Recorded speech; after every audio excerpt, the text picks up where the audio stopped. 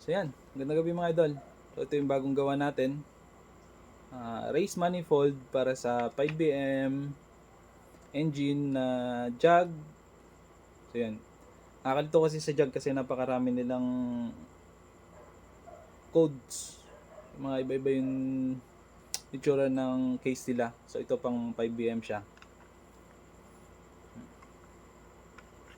Ang kagandahan lang ng 5BM kasi eksakto siya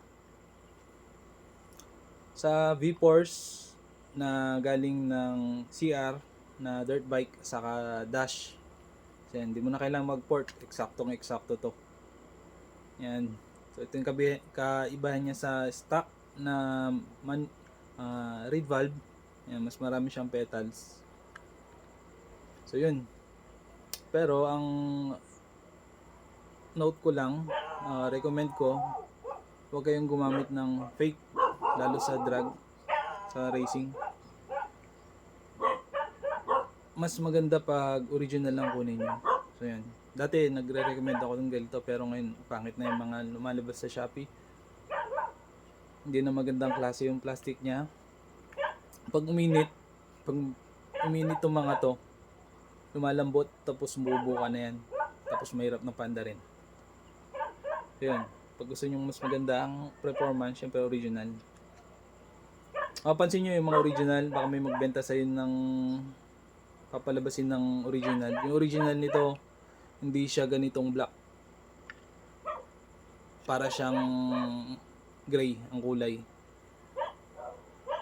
So malamang may mga kanyon. Fiber strands. Kaya mas matibay siya. Ito plastic na plastic oh. Black. So yan. So meron tayong manifold. Ayan, short drop siya. Para konti lang yung travel ng air fuel mixture mo.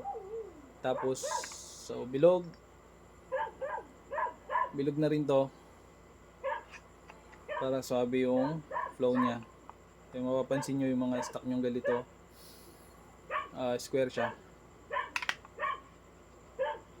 Tapos ito naman yung lower part niya o base. Ayan. Ito kasi ito iba yung bolt pattern niya. So ito yung magko-convert ng bolt pattern niya from 5BM to V-Force. At the same time naka degree na rin siya. So naka lihis siyang ganun. Pag stock kasi naka straight lang siyang ganyan. So ito naka tutok na siya dun sa block. So nandito yung block mo. Air fuel mixture mo. Nakaganon na.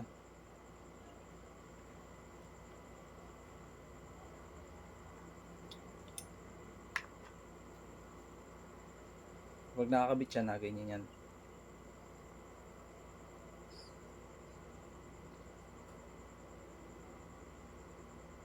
Yan. Marami na tayong nagawa ng ganito.